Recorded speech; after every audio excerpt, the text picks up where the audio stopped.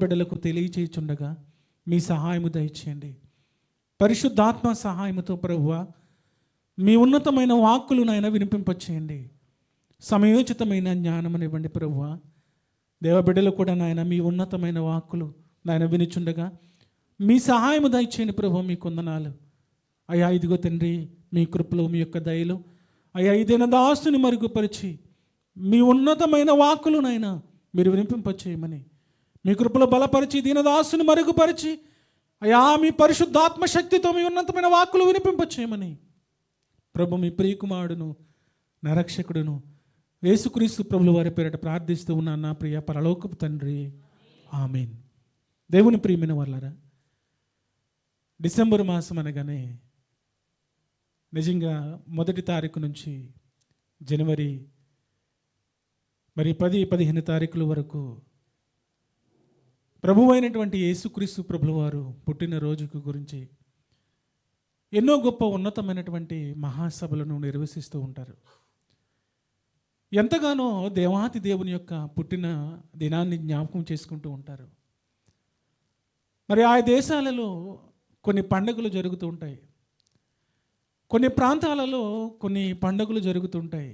ఆ ఎన్ని దినాలు అంటే మరి 6 దినాలని, 7 దినాలని, లేదా వారం అని ఈ విధంగా చెప్పుకుంటూ ఉంటుంటారు.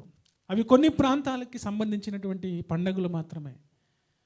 కానీ యేసుక్రీస్తు ప్రభుల వారి యొక్క పుట్టుకను గురించి, యేసుక్రీస్తు ప్రభుల వారి యొక్క జన్మదినాన్ని గురించి ప్రపంచమంతా పండుగలు చేసుకుంటూ ఉంటారు, పండుగలు నిర్వహిస్తూ ఉంటారు. నిజంగా మహనీయుని యొక్క పుట్టుక వెనుక ఉన్నటువంటి కారణం ఏమిటి అన్న ఆలోచనలోనికి వెళ్తే, నిజంగా దేవాతి దేవుని యొక్క పుట్టుక గురించి ఎన్నో క్రిస్మస్లు మనం జరుపుకుంటూ ఉంటారు. యూత్ క్రిస్మస్ అని, లేదా యవనస్తుల క్రిస్మస్ అని, మరి దైవ సేవకుల క్రిస్మస్ అని, స్త్రీల క్రిస్మస్ అని, అనేక క్రిస్మస్లు ప్రేమిన వలన జరుపుకుంటూ దేవుని యొక్క ఉన్నతమైన నామాన్ని గణపరుస్తూ ఉంటారు. నిజంగా ఆయన ఎందుకు ఈ లోకానికి వచ్చాడు, ఎందుకు ఆ మహనీయుడు ఈ లోకానికి రావటానికి కారణం ఏమిటి అన్న ఆలోచనకు వెళ్తే, పరలోకం ఉన్నటువంటి మహనీయుడు ఈ భూమి మీదకి రావటానికి కారణం ఏమిటి, పరలోకంలో దేవాతి దేవునిగా ఉన్నటువంటి ఆయన శరీరధారిగా ఈ భూమి మీదకి ఎందుకు వచ్చారు అన్న ఆలోచనకు వెళ్తే, యేసుక్రీస్తు ప్రభుల వారు ఎందుకు ఈ లోకానికి రావాల్సి వచ్చింది, ఆయన పుట్టుక గురించి ఎందుకు ప్రపంచమంతా అంత గొప్పగా ఆలోచిస్తూ ఎన్నో సంబరాలు జరుపుకుంటున్నాయి, ఎంతో గొప్పగా ఉన్నతమైనటువంటి ఆ జన్మదినాన్ని గురించి ఎంతో గొప్పగా ఎందుకు ప్రకటన చేస్తూ ఉన్నారు, ఎందుకు ప్రకటన చేస్తూ ఉన్నారు, ఎందుకు అంత గొప్పగా ఆయన గురించి చెబుతూ ఉన్నారు, ఆయన జన్మదినం గురించి ఎందుకు ఇంత గొప్పగా ఆయన ఆరాధిస్తూ ప్రకటిస్తూ ఉన్నారు అన్న ఆలోచనకు వెళ్తే, పరలోకం నుండి ప్రభువు యేసుక్రీస్తు ప్రభుల వారు ఈ లోకానికి వచ్చింది ఎందుకయ్యా అన్న ఆలోచనలోకి వెళ్తే, ప్రియమైన వలన దేవాతి దేవుడు యేసుక్రీస్తు ప్రభుల వారు దేవుని పిల్లలుగా ఈ భూమి మీద బ్రతుకుతున్నటువంటి మనల్ని ఆశీర్వదించడానికి ఆయన ఈ లోకానికి వచ్చారు. ఆయన ఆశీర్వదించడానికి లోకానికి రావడానికి కారణం ఎందుకు అన్న ఆలోచనకు వెళ్తే, ఈ భూమి మీద ఉన్నటువంటి ప్రపంచ మానవాళి అంతా, ఈ భూమి మీద ఉన్నటువంటి ప్రపంచ మానవాళి అంతా పాపంలోనికి వెళ్ళిపోయినప్పుడు పరలోకం నుండి మహనీయుడు యేసుక్రీస్తు ప్రభుల వారు ఈ లోకానికి వచ్చాడు. ఆయన ఉన్నతముగా పరలోకములో నిత్యము స్తుతింపబడుతున్నటువంటి దేవుడు కదండి, నిత్యము స్తుతింపబడుతున్నటువంటి దేవాతి దేవుడు. కానీ పరలోకములో అంత గొప్ప ఉన్నతమైనటువంటి స్థానాన్ని వదిలి ఈ భూమి మీదకి ఆయన ఎలా వచ్చారు అన్న ఆలోచనకు వెళ్తే, ప్రేమైన వల్లరా ఆయన ఎక్కడ పరుండబెట్టారంట, పశువుల తొట్టెలు పరుండబెట్టారంట. అంటే పరలోకమును విడిచినటువంటి మహనీయుడు ఎక్కడున్నాడయ్యా ఆయన శరీరధారిగా అన్న ఆలోచనలకు వెళ్తే, బాలుడుగా ఎక్కడ పరుండబెట్టారన్న ఆలోచనలకు వెళ్తే, ఆ మహనీయుని పరుండబెట్టింది ఎక్కడంట, పశువుల పాకలు ఒక తొట్టెలు పరుండబెట్టారు. చూస్తారా, ఆ మహనీయుడు ఎందుకు అంత తగ్గించుకుని లోకానికి వచ్చాడు, ఎందుకు ఆయన ఈ లోకానికి రావడానికి కారణం ఏమిటి అన్న ఆలోచనలకు వెళ్తే, కేవలము ప్రియమైన వాళ్ళరా ఆ మహనీయుడు ఈ లోకానికి రావడానికి కారణము మనల్ని ఆశీర్వదించడానికి, ఆ ఆశీర్వాదం ఏమిటి అన్న ఆలోచనలకు వెళ్తే మనల్ని పరలోకానికి నడిపించటానికి, మనల్ని పరలోకానికి నడిపించటానికి భక్తుల యొక్క జీవితాలు ఆలోచన చేస్తే ఆయన యొక్క జన్మదినమును గురించి, ఆయన యొక్క పుట్టుకను గురించి, ఆయన ఈ లోకానికి వస్తాడని, ఈ లోకానికి వచ్చినటువంటి మహనీయుడు నిజంగా ఈ భూమి మీద అనేక మంది కొరకు ఆయన ప్రాణాన్ని పెడతాడని, ఈ లోకానికి వచ్చినటువంటి ఆయన గురించి, రాబోతున్నటువంటి ఆయన గురించి నిజంగా ఎంత సంతోషముగా వారు దేవుని యొక్క పాదాల చెంత దేవుని ఆరాధించారు అన్న ఆలోచనకు వెళ్తే పరిశుద్ధ గ్రంథంలో ప్రియమైన వాళ్ళరా ఒక మాటను చూద్దాం. చూడండి, పరిశుద్ధ గ్రంథంలోనికి వెళ్ళి 45వ అధ్యాయము కీర్తన భాగము, కీర్తనలు 45వ అధ్యాయము, కీర్తనలు 45వ అధ్యాయము మొదటి నుంచి మనము చదువుకుంటూ వెళ్తే అక్కడ వ్రాయబడినటువంటి మాట చూద్దాం. చూడండి, ఒక దివ్యమైన సంగతితో నా హృదయము బహుగా ఉప్పొంగుచున్నది, నేను రాజును గూర్చి రచించిన దానిని పలికేదనంటున్నాడు. చూడండి, ఎవరయ్యా ఆయన అన్న ఆలోచనలకు వెళ్తే ఆయన అంత గొప్పగా నిజంగా ఆయన హృదయము బహుగా ఉప్పొంగుచుందంటున్నాడు. ఎవరిని గురించి? దివ్యమైన సంగతితో ఎవరిని గురించి ఆయన హృదయము ఉప్పొంగుచున్నది. నిజంగా ప్రేమిన వాళ్ళరా మనకు ఉద్యోగం వచ్చిందనుకోండి, నిజంగా ఉద్యోగం లేనప్పుడు మనం ఎంతో సంతోషిస్తూ ఉంటాము. లేక బిడ్డలు కలుగుతున్నప్పుడు ప్రేమిన వాళ్ళరా, కుమారుడు పుట్టిన కుమార్తె పుట్టిన మనం వెంటనే ఫోన్ చేసి ఆ యొక్క సంతోషాన్ని మనం అందరికీ పంచుకుంటూ ఉంటాము.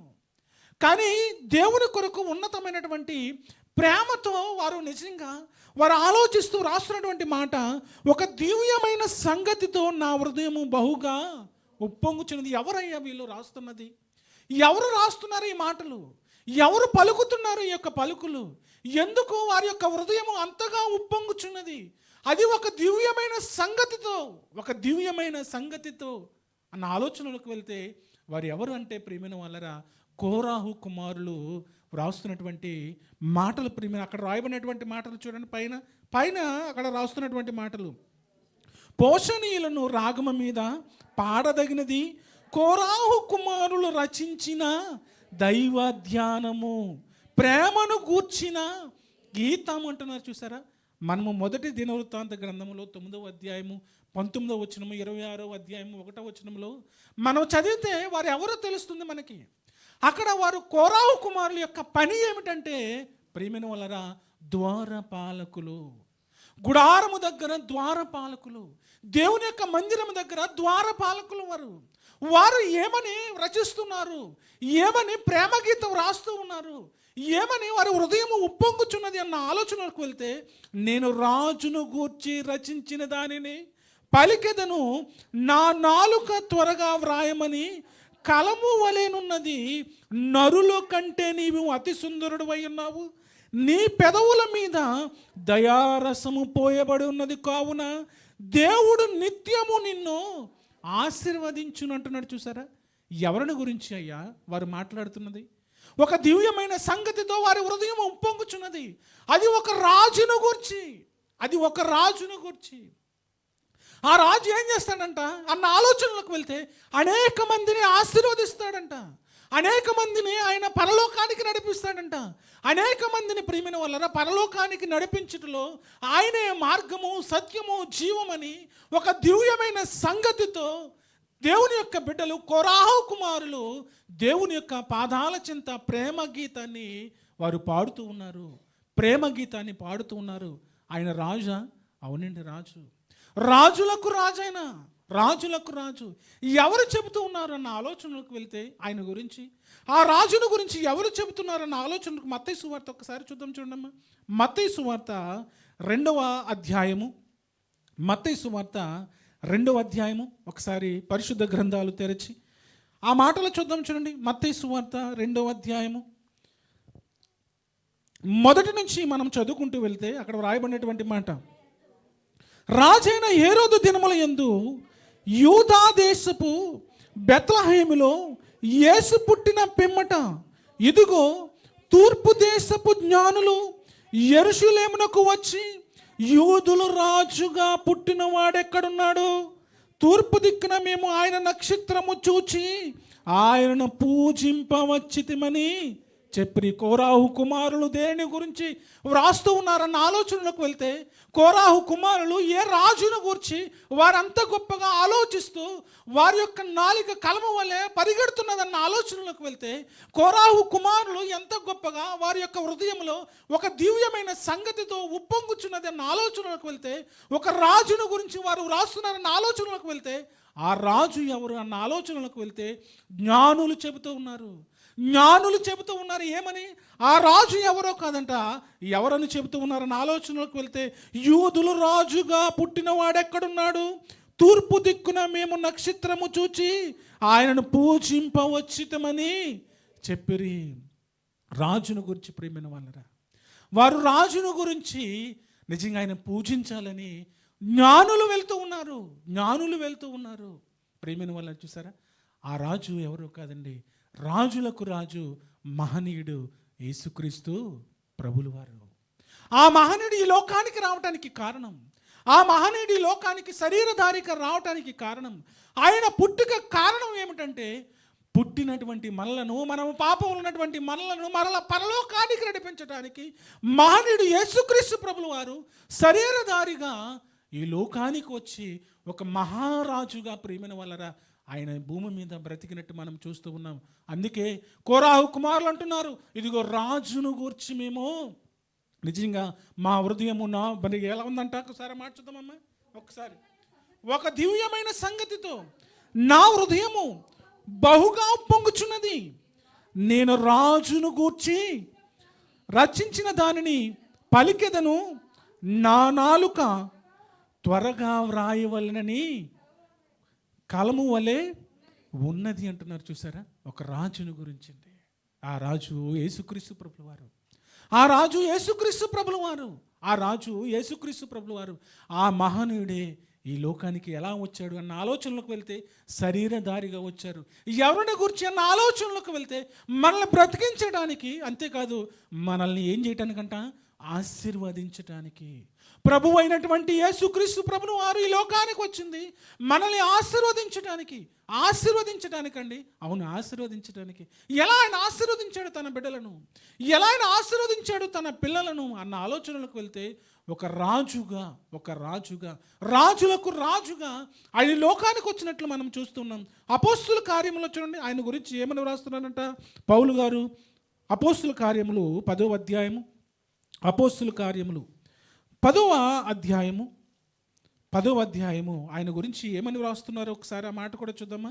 10వ అధ్యాయము 36వ వచనం ఒకసారి చూద్దాం. చూడండి 36వ వచనం.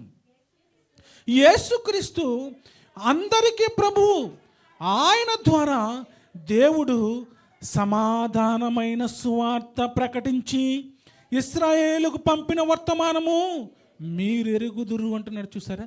ఎవరంట ఆయన? యేసుక్రీస్తు ప్రభులు వారు అందరికీ ప్రభువు. ఆయన అందరికీ ప్రభువు. ఈరోజు మనము యూట్యూబ్లో చూస్తూ ఉన్నాం కదండి. యూట్యూబ్లో చాలామంది ప్రేమైన వాళ్ళరా నిజంగా వారు ఏ జ్ఞానంతో ఆలోచిస్తారో తెలియదు, కానీ మరి బైబిల్ చదివినటువంటి పండితులుగా వారు మాట్లాడుతూ ఉంటారు. వారు ఏమంటున్నారంటే, యేసుక్రీస్తు ప్రభులు వారు దేవుడు కాదు అంటున్నారు కదండి. యేసుక్రీస్తు ప్రభులు వారు దేవుడు కాదు అని అంటున్నారు. ఆయన దేవుని కుమారుడే, దేవుడు కాడు అని ప్రియమైన వాళ్ళరా ఈరోజు క్రైస్తవ సమాజం మీద వారు నేర్చుకున్నటువంటి ఆ యొక్క మాటలను రుద్దేస్తూ ఉన్నారు. అక్కడితో అయిపోతుంది. ఒక రూమ్లో కూర్చుంటున్నారు, యూట్యూబ్ ఛానల్ ఓపెన్ చేసుకుంటున్నారు, వారికి ఇష్టం వచ్చినటువంటి మాటలు వారు మాట్లాడుతూ ఉన్నారు. బైబిల్ జ్ఞానం దగ్గరికి రావాలి. బైబిల్ దగ్గరికి వస్తే బైబిల్లో ఎక్కడ ఆయన దేవుడు అని చెప్పుకోలేదని మరలా చెబుతున్నారు. చూసారా? ఆయన ప్రభువు, రాజులకు రాజు, ఆయన దేవుడిగా చెప్పుకోలేదని, దేవుడుగా ఆయన వస్తున్నాడని ఎక్కడ వ్రాయబడలేదని ప్రియమైన వాళ్ళరా వారికి ఇష్టమైనటువంటి మాటలు ప్రియమైన వాళ్ళరా వారు పలుకుతూ ఉన్నారు. అయితే దేవుడు మరి రాయించలేదా? ఆయన దేవుడు అని ప్రియమైన ఆయనే చెబుతూ ఉన్నాడు. నేను దేవుడిని ఆయనే చెబుతూ ఉన్నాడు. చాలామంది ప్రియమైన వాళ్ళరా బైబిల్లో ఉన్నటువంటి మాటలు చదవకుండా ఎవరో చెప్పిన మాటలు వింటూ ఉంటాం, కానీ బైబిల్ దగ్గరకు వస్తే బైబిల్ ఏమి నేర్పిస్తుంది, దేవుడు ఏమి రాయించాడు అన్న ఆలోచనలకు వెళ్తే ఆయన దేవుడా కాదు. ఒకసారి ఆ మాటలు చూద్దాం. చూడండి, రోమిలకు రాసినటువంటి పత్రిక ఒకసారి మీరు కూడా వ్రాసుకున్న మాటలు. చాలామంది జ్ఞానం లేని వారు ఈరోజు దేవుని గురించి తప్పుగా మాట్లాడుతున్నారు. దేవుడు కాదు అంటున్నారు. ఆయన దేవుని యొక్క కుమారుడు మాత్రమే అంటున్నారు. అంతేకాదు ప్రేమ, ఆయన గురించి అనేక విధాలుగా మాట్లాడుతున్నారు. మీరు కూడా రాసుకున్నారు. రోమిలకు రాసినటువంటి పత్రిక 9వ అధ్యాయము 5వ వచనం ఒక్కసారి చూద్దాం చూడండి. 5వ వచనం ఒక్కసారి చూద్దాం చూడండి. ఆయన గురించి దేవుడు అని రాయబడలేదు అంటున్నారు కదా. చూడమ్మా, పితరులు వారు శరీరమును బట్టి క్రీస్తు వీరిలో పుట్టెను, ఈయన సర్వాధికారి అయిన దేవుడై ఉండి నిరంతరము స్తోత్రాద్రుడై ఉన్నాడు. ఆమేనని పలుకుతున్నాడు. చూసారు అక్కడ ఎవరంట ఆయన? ఎవరని సెలవిస్తున్నాడు? సర్వాధికారి అయినటువంటి దేవుడు. ఆయన గురించి వ్రాయబడినటువంటి మాట. యేసుక్రీస్తు ప్రభువు వారు దేవుడు కాదనే మూర్ఖులకు ప్రియమైన వాళ్ళరా, దేవుడు వ్రాయించినటువంటి మాటలు ఏమిటి అన్న ఆలోచనలోకి వెళ్తే, ఈయన సర్వాధికారి అయిన దేవుడు, దేవుడని దేవాతి దేవుడు, పరిశుద్ధాత్మ దేవుడు వ్రాయించినటువంటి మాటలు ప్రియమైన వాళ్ళరా. తీతుకు రాసినటువంటి పత్రిక చూద్దామమ్మా. తీతుకు రాసినటువంటి పత్రిక 2వ అధ్యాయము 13వ వచనం ఒక్కసారి చూడండి. 13వ వచనం, తీతుకు రాసినటువంటి పత్రిక 2వ అధ్యాయము 13వ వచన భాగాన్ని చూడండి ఒకసారి.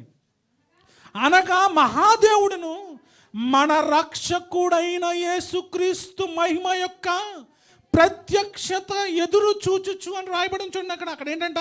అనగా మహాదేవుడు మన రక్షకుడైన యేసుక్రీస్తు. ఎవరయ్యా ఆయన అంటే, యేసుక్రీస్తు ప్రభులు వారు ఏమై ఉన్నారు అన్న ఆలోచనలకు వెళ్తే, ఆయన మహాదేవుడు. మరి దేవుడు కాదంటున్నారు. ఆయన మహాదేవుడు అని రాయించాడు. అంతేకాదు ప్రియమైన వాళ్ళరా, మరొక మాట యెషయా గ్రంథము 9వ అధ్యాయము చూడండి. యెషయా గ్రంథము 9వ అధ్యాయము 6వ వచన భాగాన్ని చూద్దాము. 6వ వచన భాగం, యాలయనగా మనకు శిశువు పుట్టెను, మన కుమారుడు అనుగ్రహించెను, ఆయన భుజము మీద రాజ్యభారం ఉన్నది, ఆశ్చర్యకరుడు, ఆలోచనకర్త, బలవంతుడైన దేవుడు. బలవంతుడైనటువంటి దేవుడు ఆయన యేసుక్రీస్తు ప్రభులు వారు. యేసుక్రీస్తు ప్రభులు వారు దేవుడు. ఆయన దేవుడు. ఆ దేవాతి దేవుడు ఈ లోకానికి ఎందుకు వచ్చాడన్న ఆలోచనకు వెళ్తే, భూమి మీద ఉన్నటువంటి మానవాళి ఎంత పాపములోనికి వెళ్ళిపోయినప్పుడు, పాపపు జీవితంలోనికి వెళ్ళిపోయినప్పుడు, పాపములో బ్రతుకుతున్నటువంటి వారిని రక్షించడానికి పరమాత్ముడు ఈ లోకానికి ప్రేమిన వలన పశువుల శాలలోకి ఆయన వచ్చాడు. ఆయన దేవుడు. దేవుడు శరీరధారిగా ఈ లోకానికి వచ్చాడు ప్రేమిన వలన. ఆయన దేవుడు కాదని ప్రేమిన వలన నిజంగా ఏ జ్ఞానము లేనివాడు ఈరోజు మాట్లాడుతున్నటువంటి మాటలు. ఆయన దేవుడండి. ఆయన దేవుడు. పరలోకమును విడిచి ఈ లోకానికి వచ్చినటువంటి మహనీయుడు. పరిశుద్ధ గ్రంథంలో అనేకమైనటువంటి మాటలు ఉండవండి ఆయన గురించి. ఎన్నో గొప్ప మాటలు ఆయన పుడతాడని ప్రవక్తలు చెప్పారు. న్యాయాధిపతులు ఆయన గురించి వ్రాయించారు. రాజులు ఆయన గురించి వ్రాయించారు. ప్రవక్తలు ఆయన గురించి వ్రాయించారు. ఆయన మహారాజులకు రాజు అయిన ప్రభు అయిన, అందరికీ ప్రభు అయిన, ప్రపంచంలో ఉన్న ప్రతి ఒక్కరికి ప్రభు. ఆయన లేకుండా ఏది కలుగలేదు. ఆయన ప్రధాన శిల్పి. ఆయన లేకుండా ఏది కలుగలేదని ఆయనే చెబుతున్నాడు. ఇదిగో నేనే మార్గము, నేనే సత్యము, నేనే జీవమని ఆయన ప్రత్యక్షంగా చెబుతూ ఉంటే ప్రేమిన వాళ్ళరా, మహనీయుడు గురించి ఈరోజు మానవాళి మహాజ్ఞానము తెలిసినటువంటి వారు కూడా ఈరోజు ఆయన గురించి అవహేళనగా మాట్లాడుతున్నటువంటి మాటలు. ఆయన ఏంటంట, అందుకే అపోస్తలుడైన పౌలు అంటున్నాడు. అపోస్తలుడైన పౌలు గారు ఏమంటున్నారు? అపోస్తలుడైన పౌలు గారు ఏమంటున్నారు అన్న ఆలోచనలకు వెళ్తే మనం చదివినటువంటి మాట 10వ అధ్యాయము 36వ వచనం, యేసుక్రీస్తు అందరికీ ప్రభువు, ఆయన ద్వారా దేవుడు సమాధానకరమైనటువంటి సువార్తను ప్రకటించి. మనం ప్రకటిస్తున్నటువంటి ఏమిటి అన్న ఆలోచనలోకి వెళ్తే, సమాధానకరమైనటువంటి సువార్త. ప్రేమిన వల్లరా, నిత్యము ఆయన పరిశుద్ధుడు అని కొనియాడబడుతున్నటువంటి మహనీయుడు ఈ లోకానికి ఎందుకు వచ్చాడయ్యా? పరమాత్ముడు యేసే దేవాతి దేవుడే ఈ లోకానికి నిన్ను నన్ను దీవించడానికి ఎలా వచ్చాడు, మనల్ని ఆశీర్వదించడానికి ఆయన ఎలా వచ్చాడు అన్న ఆలోచనలోకి వెళ్తే ప్రేమిన వల్లరా, నిజంగా పరిశుద్ధ గ్రంథంలోనికి వెళ్ళి ఆలోచన చేస్తే, లూకాసు వార్త 4వ అధ్యాయం చూద్దామమ్మా. లూకాసు వార్త 4వ అధ్యాయము 4వ అధ్యాయము 22వ వచన భాగాన్ని ఒకసారి చూద్దాం. 22. అప్పుడు అందరూ ఆయన గూర్చి సాక్ష్యం ఇచ్చుచు ఆయన నోట నుండి వచ్చిన దయగల మాటలకు ఆశ్చర్యపడి ఈయన యేసేపు కుమారుడు కాడా అని చెప్పుచుండగా, ఆయన మాటలు ఎలా ఉన్నాయంటే యేసుక్రీస్తు ప్రభుల వారి యొక్క మాటలు, యేసుక్రీస్తు ప్రభుల వారి యొక్క మాటలు ఎలా ఉన్నాయంట? దయగల మాటలు, దయగల మాటలండి ఆయన మాటలు. ఆశ్చర్యపడిపోతున్నారు అక్కడ ఉన్నటువంటి జనాంగం అంతా. ఏంటి ఆయన మాటలు ఏంటి అంత దయగా ఉన్నాయి, ఆయన చూపిస్తున్నటువంటి ప్రేమ ఏంటి, ఆయన చేస్తున్నటువంటి స్వస్థతలు ఏంటి, ఆయన చేస్తున్నటువంటి మా ఆశ్చర్య కార్యాలు ఏంటని అక్కడ ఉన్నటువంటి వారు ఆయన మాటలు విని ఆయన దయగల మాటలకు ఆశ్చర్యపడిపోతున్నారంట. ఆశ్చర్యపడిపోతున్నారు. ప్రియమైన వాళ్ళరా, ఆ దయగల దేవుడు మనల్ని ఆశీర్వదించడానికి పరమును వీడి భూలోకానికి వచ్చాడండి. ఆయన మనల్ని ఆశీర్వదించడానికి పరమును వీడి భూలోకానికి వచ్చాడు. పరమును వీడి భూలోకానికి వచ్చినాడు.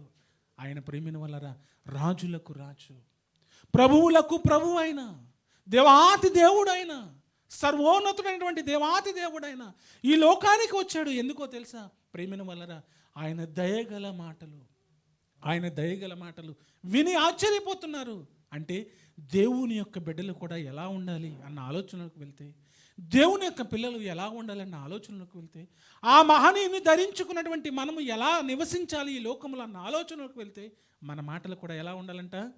దయగల మాటలు. మన మాటలు దయగల మాటలుగా ఉండాలి. ఆ క్రీస్తును ధరించుకున్నటువంటి మనము, ఆ క్రీస్తుని నిజంగా పూజిస్తున్నటువంటి మనము, ఆ క్రీస్తును ధరించుకుని బ్రతుకుతున్నటువంటి మనము, మన మాటలు ఎలా ఉండాలన్న ఆలోచనలకు వెళ్తే, యేసుక్రీస్తు ప్రభుల వారి యొక్క ఆ దయగల మాటలు విని ఆశ్చర్యపోతున్నటువంటి అలనాడి జనాంగము ఈరోజు మన మాటలు విని మన ప్రవక్తను చూచి, ప్రేమైన వల్లరా వీరు దేవుని యొక్క పిల్లలండి, వీరు దేవుని కొరకు బ్రతుకుతున్నారు, వీరి యొక్క దేవుని యొక్క పిల్లలు క్రీస్తుని ధరించుకుని జీవిస్తున్నారని ప్రేమిన వాళ్ళరా ఆశ్చర్యపోవాలండి. అటువంటి జీవితాన్ని ప్రేమిన వాళ్ళరా మనం పొందుకోవాలి. అటువంటి జీవితాన్ని మనం పొందుకోవాలి. ఆ జీవితాన్ని పొందుకోవటానికి ప్రేమిన వాళ్ళరా నిజంగా పరిశుద్ధుడు పరిశుద్ధుడు పరిశుద్ధుడు అని కొనియాడబడుతున్నటువంటి ఆయన, 10,000లో అతి శ్రేష్ఠుడైనటువంటి ఆయన ఈ లోకానికి వచ్చి ప్రేమిన వాళ్ళరా మనల్ని బ్రతికించడానికి, మనము చేసినటువంటి పాపముల నిమిత్తము మనము మరణించినటువంటి వారము అయితే మనకు బదులుగా ఆయన మరణించాడండి. మనకు బదులుగా ఆయన మరణించాడు. ఎందుకో తెలుసా? ఆయన 10,000లో అతి శ్రేష్ఠుడు సుందరుడు అయినటువంటి ఆయన ప్రేమిన వాళ్ళరా మనకి సుందరమైనటువంటి దేహాన్ని ఇవ్వటానికి, మనం సౌందర్యమైనటువంటి జీవితాన్ని మనకి ఇవ్వటానికి ఆయన సౌందర్యాన్ని కోల్పోయాడు. తెలుసా? ఆయన సౌందర్యాన్ని కోల్పోయాడు. ఆయన పుట్టుక ప్రేమిన వాళ్ళరా నిజంగా ఎంత దీనాతి దీనంగా జరిగిందో మనకు తెలియనిది కాదు.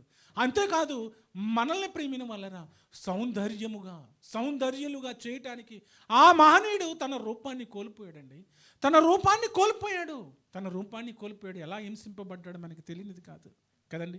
మనకి సౌందర్యం ఇవ్వటానికండి, బాహ్యమైన సౌందర్యం ఇవ్వటానికి. చూడండి, పేతురు గారు రాసినటువంటి పత్రిక ఒక మాట చూద్దామమ్మా, ఒక మాట చూసి ముగించుకుందాం. చూడండి, పేతురు రాసినటువంటి పత్రిక 3వ అధ్యాయము 1 పేతురు, 3వ అధ్యాయము 1 పేతురు రాసినటువంటి పత్రిక 3వ అధ్యాయము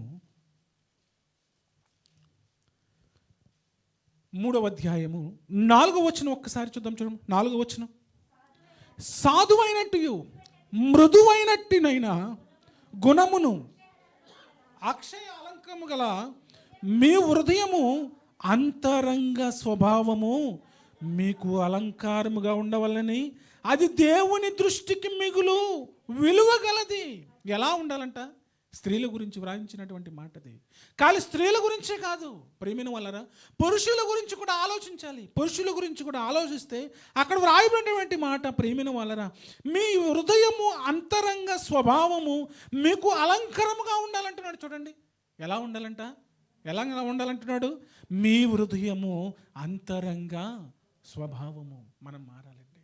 మన అంతరంగ స్వభావం ప్రేమిన వాళ్ళరా సౌందర్యముగా దేవునికి ప్రేమిన వాళ్ళు కనబడటానికి ఆ మహనీయుడు 10,000లో అతి సుందరుడైనటువంటి ఆ దేవాతి దేవుడు ఈ లోకానికి పశువుల శాలలోకి వచ్చాడు. పశువుల పాకలో ఆయన పరున్నాడు. ఇదిగో మనకి ప్రేమిన వాళ్ళరా నిజంగా బాహ్యమైనటువంటి సౌందర్యాన్ని ఇవ్వటానికి, నిజంగా దేవుని కొరకు గొప్పగా బ్రతకడానికి ప్రేమిన వాళ్ళరా నిజంగా మహనీయుడు ఈ లోకానికి వచ్చాడంటే ఒకసారి ఆలోచించండి.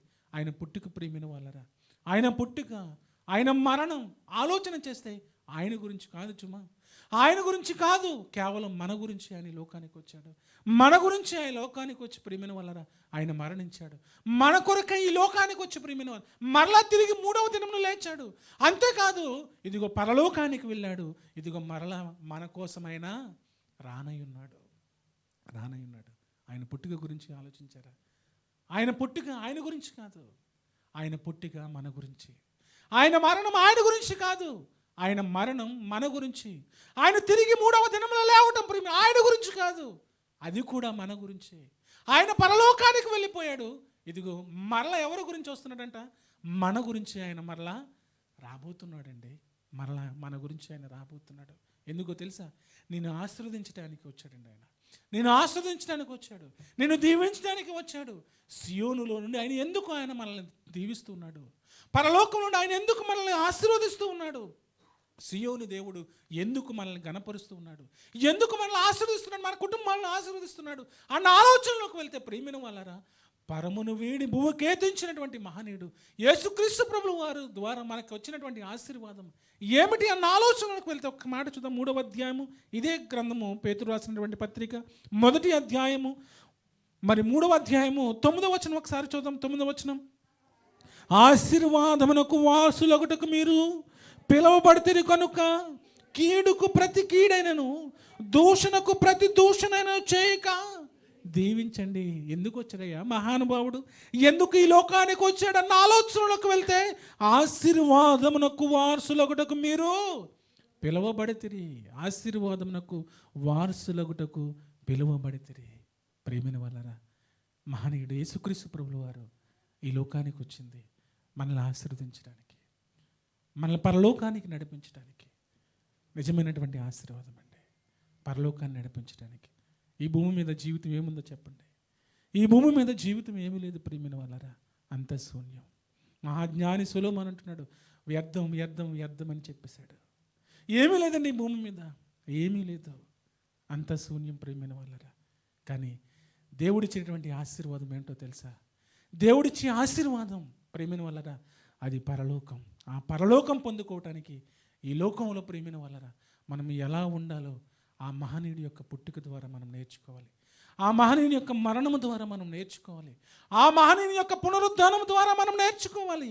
ప్రేమిన వాళ్ళరా, దేవుని బిడ్డలుగా ఈ భూమి మీద జీవిస్తున్నటువంటి మన జీవిత దినాలలో ఆయుస్సు తరిగిపోతూ ఉంది. ఈరోజు చూసిన వారిని రేపు మరలా చూడలేకపోయే పరిస్థితుల్లోనికి మనం వెళ్ళిపోయాం. ఆ రోజుల్లోనికి మనం వెళ్ళిపోయాం.